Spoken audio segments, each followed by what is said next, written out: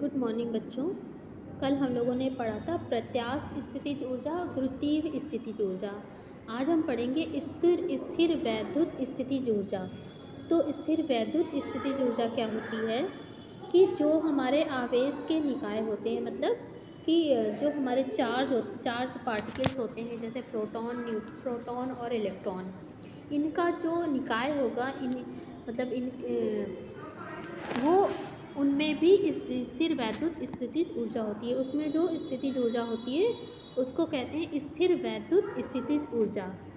तो ये हम डेफिनेशन देखते हैं। स्थिर वैद्युत आवेश भी एक दूसरे को आकर्षित और प्रतिकर्षित करते हैं। जैसा कि हम जानते हैं कि अगर सेम चार्ज है, अगर प्लस प्लस या माइनस माइनस, तो वो एक दूसरे को प्रतिकर्षित करते हैं, या अपोजिट चार्ज है प्लस माइनस, तो वो एक दूसरे को अट्रैक्ट करते हैं।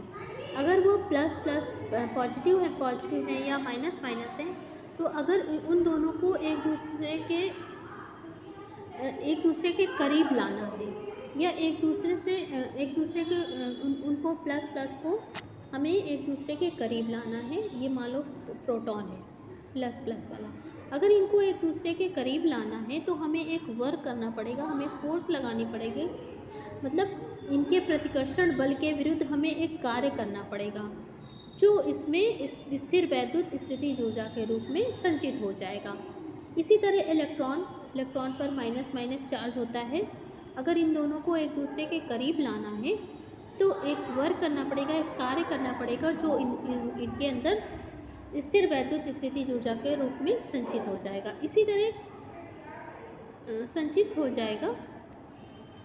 इसी तरह अगर दो प्लस चार्ज है, एक प्लस और एक माइनस चार्ज है, ये एक दूसरे के करीब रखे हुए हैं, तो इनके बीच में क्या है? आकर्षण बल है। क्या है? इन दोनों के बीच में आकर्षण बल है। अगर इन दोनों को एक दूसरे से दूर करना है, एक दूसरे को दूर करना है, तो भी हमें कार्य करना पड़ेगा, आकर्षण बल के विरुद्ध कार्य करना पड़ेगा, जो इनके अंदर स्थिर वैद्युत स्थितिज ऊर्जा के रूप में होती है। तो इस तरह जो आवेशों के निकाय होते हैं उनके अंदर भी स्थितिज ऊर्जा है, जो कि क्या कहलाती है? स्थिर वैद्युत स्थितिज ऊर्जा। चुंबकीय स्थितिज ऊर्जा। चुंबकीय क्षेत्र में स्थित गतिमान आवेश अथवा धारावाही चालक, मान लो अगर कोई चुंबकीय क्षेत्र है, उस चुंबकीय क्षेत्र में कोई आवेश गति कर रहा है या धारावाही चालक, तो क्या होता है? उस पर लगने वाला, उस पर एक बल जो लगेगा कि वो क्या होगा, उसमें क्या होगा? कार्य करने की क्षमता उत्पन्न हो जाएगी। तो उसे क्या करेंगे? चुंबकीय स्थितिज ऊर्जा।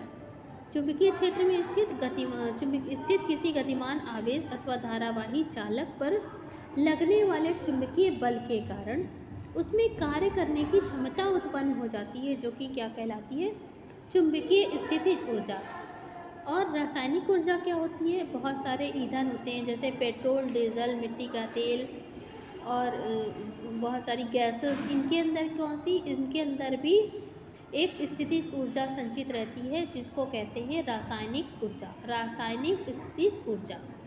ठीक है, रासायनिक ऊर्जा या रासायनिक स्थितिज ऊर्जा। इसी तरह बहुत सारे एटम्स होते हैं जो कि बहुत हैवी होते हैं, जिन्हें हैवी मेटल्स बोलते हैं, जैसे यूरियम, रेडियम, थोरियम आदि। इनके अंदर जो प्रोटॉन और न्यूट्रॉन होता है, उनकी विशेष अवस्था के कारण उसमें स्थितिज ऊर्जा निहित रहती है, जिससे नाभिकीय ऊर्जा कहते हैं।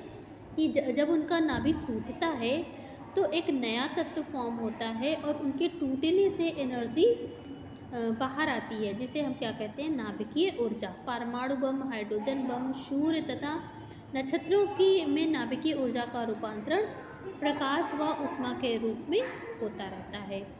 तो बहुत सारे हैवी मेटल्स हैं, यूरियम, रेडियम, थोरियम, इनके तत्वों के मूल कणों में प्रोटॉनों और न्यूट्रॉनों की विशेष अवस्था के कारण जो स्थितिज ऊर्जा होती है उसे कहते हैं नाभिकीय ऊर्जा। ठीक है, जो सूर्य, हाइड्रोजन बम वगैरह बनते हैं, परमाणु बम, हाइड्रोजन बम, और सूर्य से जो एनर्जी निकलती है, ये सब नाभिकीय ऊर्जा के कारण होती है। इसके बाद हम पढ़ेंगे ऊर्जा का मूल स्रोत क्या है। ये जो सारी एनर्जी है, ये सब का स्रोत मुख्यतः ये सारी एनर्जी आती कहाँ है? सूर्य का प्रकाश सूर्य लगातार प्रकाश तथा ऊष्मा के रूप में अति उच्च दर से ऊर्जा का उत्सर्जन कर रहा है। सूर्य की इस अपार ऊर्जा का स्रोत उसमें विद्यमान हल्के नाभिकों का संलयन है, फ्यूजन या संलयन है। सूर्य के द्रव्यमान का लगभग 90% अंश हाइड्रोजन तथा हीलियम है। शेष 10% में अन्य तत्व है। 90% जो इसका सूर्य का जो द्रव्यमान है उसमें हाइड्रोजन और हीलियम है, और शेष जो 10% बचता है उसमें क्या है, अन्य तत्व होते हैं। मान लीजिए सूर्य है, इसका सिर्फ ये 90% भाग जो है हाइड्रोजन और हीलियम से बना होता है। शेष 10% में अन्य तत्व होते हैं। ठीक है, तो जो सूर्य से हमें प्रकाश ऊष्मा ऊर्जा मिलती है, तो वो सब क्या है, हल्के नाभिकों का संलयन, मतलब हल्के नाभिक मिलते हैं तो उससे जो एनर्जी मिलती है वही सूर्य के प्रकाश और ऊष्मा के रूप में हमें मिलती है। सूर्य आग का गोला है। अति उच्च ताप के कारण सूर्य में विद्यमान सभी तत्वों के परमाणु से बाहरी इलेक्ट्रॉन निकल जाते हैं, अतः वे तत्व नाभिकीय अवस्था में होते हैं।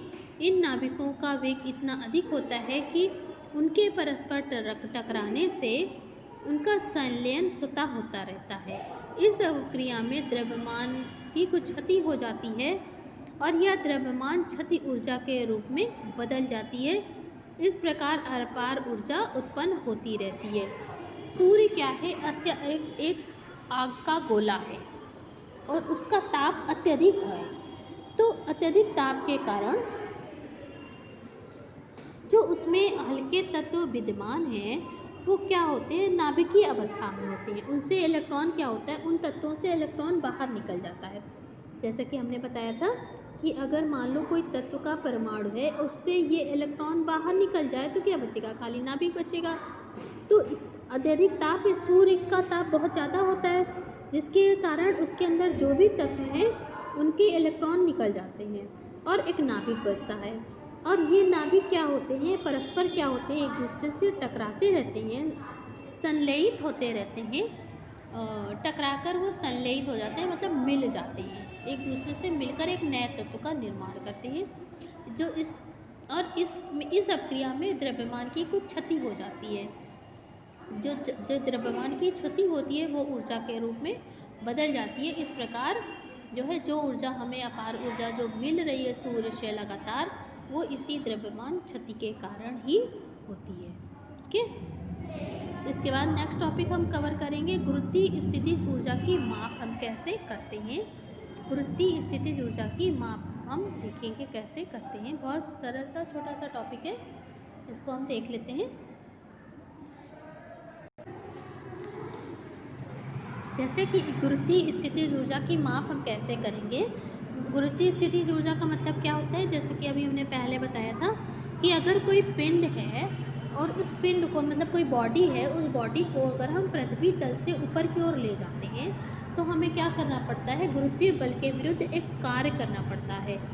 और जो कार्य करना पड़ेगा, मतलब जितना ऊपर हम ले जाएंगे उतना अधिक हमें उस पर बल लगाना पड़ेगा। और वही जो हम उसको उठाने में जो कार्य करेंगे वह उसके अंदर स्थितिज ऊर्जा के रूप में संचित हो जाएगा।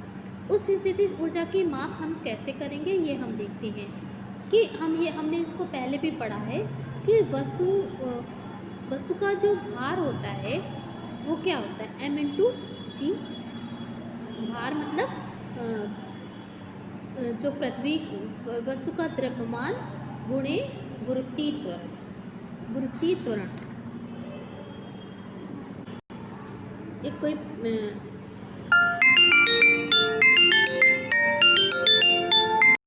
जैसा कि हमने पहले भी तुम लोगों को बताया है कि जब भी कोई बॉडी हम क्या करते हैं, ऊपर की ओर उठाते हैं तो क्या होता है, हम पृथ्वी के गुरुत्वाकर्षण के विरुद्ध हम एक कार्य करते हैं। तो जब हम उस पर कार्य करते हैं, मान लो ये तुम्हारी कोई बॉडी है, इसको हम ऊपर की तरफ ले गए, h हाइट तक ले जाएं, और h लिखा हुआ है, h हाइट तक हम इस ले गए और इसका द्रव्यमान है m। अगर हम इसको ऊपर की तरफ ले जाएं तो क्या होगा, हम पृथ्वी अपनी तरफ एक आकर्षण बल लगा रही, उसके विरुद्ध हम एक कार्य कर रहे हैं। और जब हम ये कार्य करते हैं तो यही कार्य क्या होता है, इस पिंड में जो हम ऊपर की तरफ ले गए हैं वो किस रूप में संचित हो जाएगी, स्थिर गुरुत्वीय स्थितिज ऊर्जा के रूप में संचित हो जाएगी। किसके रूप में संचित हो जाएगी, गुरुत्वीय स्थितिज ऊर्जा के रूप में संचित हो जाएगी। गुरुत्वीय स्थितिज ऊर्जा के रूप में ये संचित हो जाएगी। और इस गुरुत्वीय स्थितिज ऊर्जा की हम अब मैथमेटिकली कैसे इसकी माप करते हैं, इस चीज़ को हम देखेंगे। गुरुत्वीय स्थितिज ऊर्जा को हम U से डिनोट करते हैं। किससे डिनोट करते हैं, U से डिनोट करते हैं। U से डिनोट करते हैं। तो जब हम इसको ऊपर की तरफ उठाते हैं तो क्या होता है, उस पर हम एक बल लगाते हैं, और ये बल जो है क्या होता है, पृथ्वी वस्तु के भार के बराबर होता है। जब हम किसी भी बॉडी को ऊपर की ओर उठाते हैं तो हम उस पर एक बल लगाते हैं। क्या लगाते हैं, ये बल लगाते हैं। और ये जो बल होता है, ये बल क्या है, क्या होते हैं, वस्तु के भार के बराबर होती है। वस्तु का भार कितना होता है, m, वस्तु का द्रव्यमान और गुरुत्वीय त्वरण इसके बराबर होता है। और चूंकि हम क्या करें, इसको h हाइट तक उठा रहे हैं, जब हम बॉडी को ऊपर उठा रहे हैं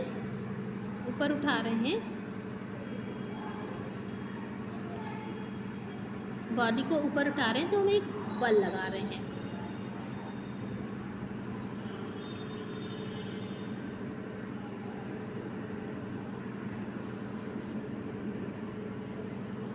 एक बल लगा रहे हैं F, और ये बल किसके बराबर होता है, वस्तु के भार के बराबर होता है। F किसके बराबर होता है, W के बराबर होता है। और यदि वस्तु का द्रव्यमान m है और गुरुत्वीय त्वरण g है तो भार किसके बराबर हो गया, g, mg के बराबर हो गया। और वस्तु को उठाने में हम एक कार्य कर रहे हैं, वर्क कर रहे हैं, और वर्ग किसके बराबर होता है, F इंटू बल तथा बल की दिशा में विस्थापन, यानी h हाइट तक हमने ऊपर उठाया था, यानी विस्थापन कितना हुआ था, h। तो ये क्या हो गया, mgh। और हमने बताया कि जो हम उस पर वर्क कर रहे हैं वही उसके अंदर स्थितिज ऊर्जा के रूप में संचित हो जाएगा। U, ये जो हमारी U है वो गुरुत्वीय स्थितिज ऊर्जा है, और ये वस्तु पर किए गए कार्य के बराबर है। ये क्या हो गया, इस तरह हम कर सकते हैं।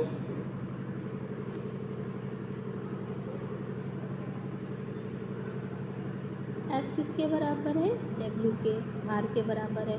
W क्या है, m इंटू जी के बराबर है। हमने वस्तु को ऊपर उठाने में एक कार्य किया, और कार्य किसके बराबर होता है, बल तथा बल की दिशा में विस्थापन, h हाइट तक हमने उसको ऊपर उठाया, और ये कितना है, m इंटू जी इंटू एच। और यही जो किया गया कार्य है ये किसके बराबर है, u के बराबर है। u मतलब w के बराबर है, तो u बराबर आया mgh। इस तरह हम स्थितिज ऊर्जा की माप हम कर लेंगे, गुरुत्वीय स्थितिज ऊर्जा की माप हम कर लेंगे। ओके।